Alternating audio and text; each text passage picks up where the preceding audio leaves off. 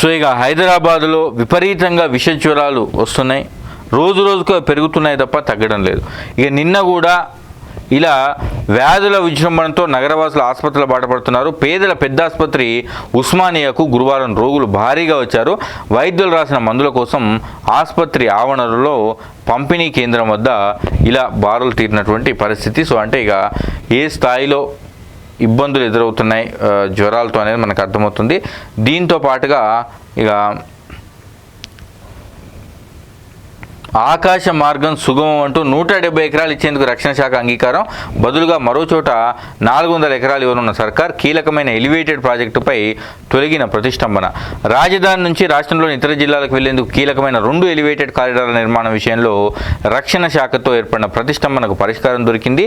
ఇక వీటి నిర్మాణం కోసం తమ ఆధీనంలో ఉన్న 170 ఎకరాలను రాష్ట్ర ప్రభుత్వానికి ఇచ్చేందుకు రక్షణ శాఖ ఉన్నతాధికారులు అంగీకరించారు. దీనికి బదులుగా మరో చోట రక్షణ శాఖకు 400 ఎకరాలు ఇవ్వడానికి రాష్ట్ర ప్రభుత్వం ఆమోద ముద్ర వేసింది.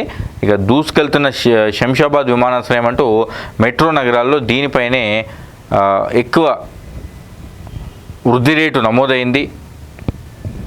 ఇక డ్రైవర్ పథకం వేశాడు, స్నేహితులు కొట్టేశాడంటూ 2 కోట్లకు సంబంధించినటువంటి చోరీ మిస్టరీ వీడింది. ఇక దీనికి సంబంధించి పోలీసుల అదుపులో 7 నిందితులు ఉండిపోయినరు. శివారులోని ముక్త గ్రామంలో పాల వ్యాపారి ఇంట్లో 2 కోట్ల చోరీ కేసులో మిస్టరీ వీడింది. పాల వ్యాపారి వద్ద డ్రైవర్గా పనిచేస్తున్న రవి డైరెక్షన్లోనే 6 ఈ చోరీ చేసినట్టుగా గుర్తించి అదుపులోకి తీసుకున్నారు.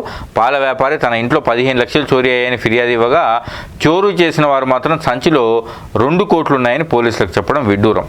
ఇక పోచారం ఠాణా ముక్త గ్రామానికి చెందిన పాల వ్యాపారి నాగభూషణం ఈ నెల 22న ఉదయం తన ఇంట్లో భారీ చోరీ జరిగిందని పోలీసులకు సమాచారం ఇచ్చాడు. 2 కోట్ల నగదు, 28 తులాల నగలు ఎత్తికెళ్ళినట్టు చెప్పాడు. అయినా తొలి రోజు ఫిర్యాదు ఇవ్వలేదు.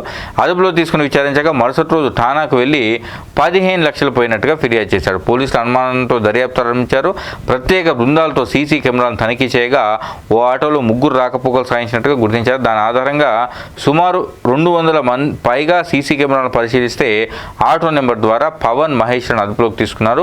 వారిని నాగభూషణం డ్రైవర్ రవి స్నేహితులుగా గుర్తించినట్టుగా తెలుస్తుంది. ఇక నాగభూషణం వద్ద భారీగా డబ్బులు ఉన్నట్టుగా రవి చెప్పడంతో ఈ కుట్ర చేసిందట. ఇది ఇక రాచకొండకు సంబంధించినటువంటి పరిస్థితి. ఎల్బీ నగర్ మెట్రో స్టేషన్ దగ్గరగా రోడ్డుకు అడ్డంగా ఉన్నటువంటి వాహనాలు ఎన్ని మెట్రో ట్రైన్స్ వచ్చినా, ఫ్లైఓవర్స్ వచ్చినా ట్రాఫిక్ జామ్ మాత్రం తగ్గడం లేదు. ఇక ఆటోలు కూడా ఇష్టారాజ్యంగా నడి రోడ్ల మీదనే పార్కింగ్ చేస్తుండడంతో ఈ సమస్య ఎక్కువవుతుంది. ఇవి ఇక హైదరాబాద్కు సంబంధించినటువంటి వార్తలు.